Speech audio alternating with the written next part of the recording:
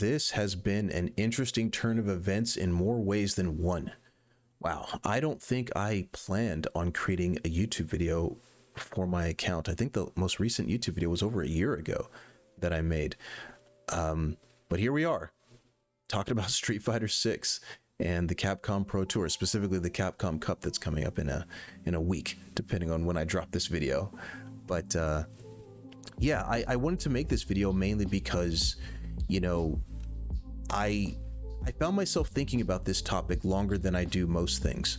You know, I might read an article, I might watch a video or read a post somewhere, and I kind of think about it for a bit. I mull it over, you know, the idea of take what you need, leave what you don't, and then sort of move on with my life. But I found shortly after making my own Capcom Cup winner prediction, you know, in the Street Fighter game, I found myself, you know, with this image at the end of the Capcom Fighters stream, and my thought was, oh man, I think people might be upset with this, but I think it's really good. I think this is probably the most fair and balanced way you could have done it. I go to sleep, I wake up, I'm getting ready to, you know, go to work for the day, and midway through the day, I'm seeing a lot of backlash, you know, with regards to the group's draw. I've read an Event Hubs article already on it. I've paid attention to a couple threads on the Street Fighter subreddit, and I also listened to a couple content creators talk about it already, Brian F being one of them. And despite all of that, I think I still hold the opinion that if someone believes that this format of, you know, lining everybody up in the tournament like this in the groups was not the most fair and balanced way to do it, it's an incorrect thought. And I understand that that's just my opinion. It's not like an objective thing, but I do think that that thinking is incorrect. Regardless of how many views this gets, you know, I wanted to speak about this topic, like I said, because I was thinking about it much longer than I expected to. And I have a strong opinion about one of the video game franchises I've enjoyed playing from a casual standpoint as well as a competitive standpoint for you know, most of my life now.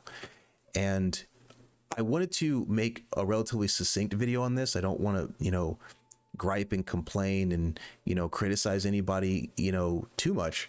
But a lot of that happened actually when I was making my live stream, which I think is over 2 hours long. So I don't want to direct people over to that per se, but one of the reasons why I might make this a relatively short video is because I kind of got a lot of that out when I was talking about that.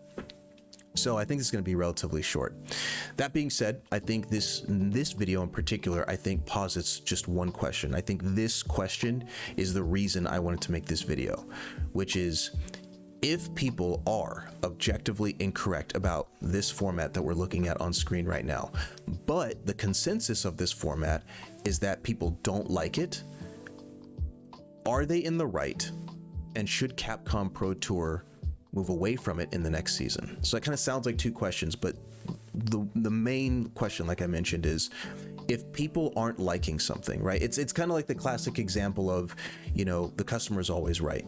If someone creates a piece of art, if someone, you know, makes a YouTube video like this one, or they're a live streamer and people don't like them, they don't like what they're doing or what they're putting out, you know, is the content creator, is the business, is the whoever that's producing something, you know, are they in the wrong? You know, should they change based on what their audience or consumer or customer would like from them?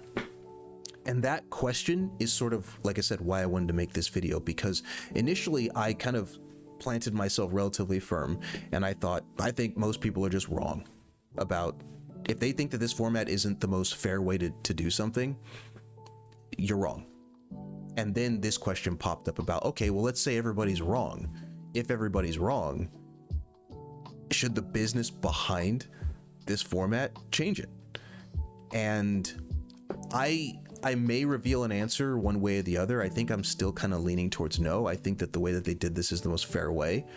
But every time, as far as I'm aware, and I don't follow this very, very in depth, but I do try to keep up sometimes with some of the Capcom Pro Tour stuff.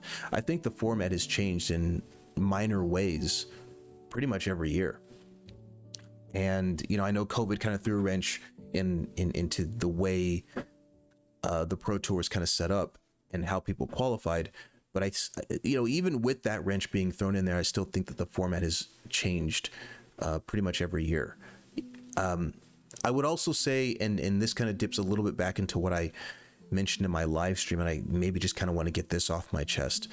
I've heard the perspective, which I think the majority opinion of is it makes for a better storyline if, you know, Group F, MENA RD, and Kaba aren't in the same group.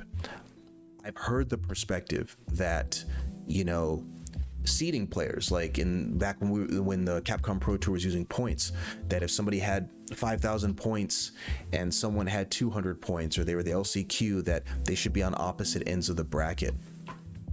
And I don't know if I really voiced it back then, but when I've heard that opinion recently, I think that those are weak arguments, because they sound like collusion to me. They sound like fixing a bracket, and it's not necessarily about making a bracket easier for somebody per se. Like, we're gonna put Daigo over here in this bracket, or we're gonna put Joe Umarogan in a bracket that's easy, and we're gonna put Angry Bird over here in a bracket that's easy so that they can meet each other over there. It's not necessarily about easy. I just think that it tarnishes the integrity of a tournament where you're supposed to be kind of prepared for anything. Not, well, I want to be in this tournament, but don't group me up against my friend, or put me up against my friend, but make it so that, like, it's like, you know, sometime later in the tournament, or, oh, you know, we're the only two Japanese representatives, we should be further away from each other so that, like, we can have more matches. I've seen that perspective across different fighting games, and I've seen that across Street Fighter for years, and I've always thought that just sounds like fixing a bracket to me.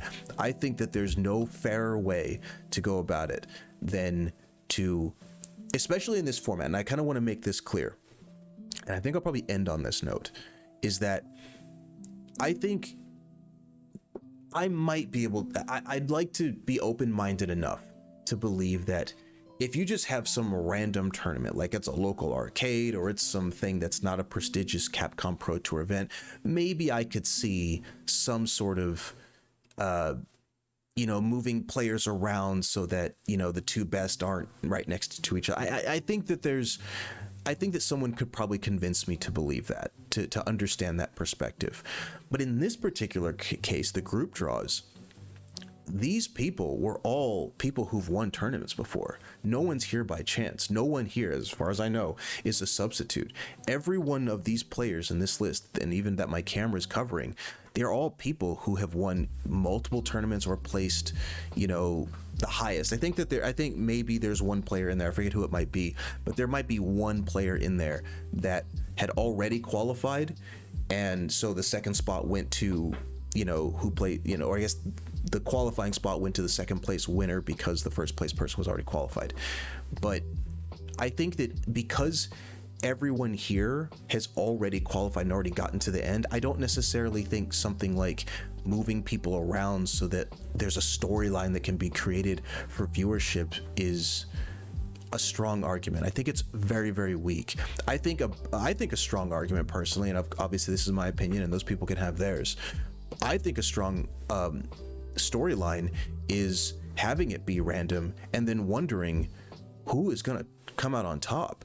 But if you have something like MENA RD and Kaba, one of them's in Group F and one of them is in Group D, the expectation is, okay, well, if these players make it far, then they might meet in grand finals. I guess a better example would have been MENA RD and Angry Bird, since that's sort of the storyline that people talk about. But I think it being like this, yeah, I can understand why it would be a little underwhelming for people in a particular region that might see their players, you know, and kind of wonder, you know, are we gonna get our representation? But I doubt I'll make any more videos kind of on this topic. This is very much like a one-off. I don't even think I'm gonna make any more YouTube videos. I think most of my stuff is gonna be live streams. But one last time, I kind of want to just throw it out there, because not that I, again, expect this to get any views or engagement. I don't even think I'm really going to check to see if there is any engagement. I think this is more just for me, something to kind of get it out. And again, that question of if people are incorrect, the people who think that this format is bonkers, that it shouldn't be this way, if they think that, and I think that they're incorrect, but most people think this way, should it be changed? I mean, I think that it's going to be changed either way for the next Capcom season, but should it be changed because people don't like it? I'll be paying close attention to fighting game stuff as I usually do, assuming that there's time to do so. But I am curious to know, you know, as the Capcom Cup concludes, I'm curious to know if they'll talk about maybe a different format. They'll probably wait for longer to do that, but yeah, I guess I don't really, like I said, this is more of a video for me, I guess, when just like posing that question, but I like the format as it is. I'd like to see it return, at least the format section with regards to the group draws. How they qualify people for World Warrior, how they qualify people for offline events, or how many offline events they are, or if they are going to bring back any sort of points, that's fine.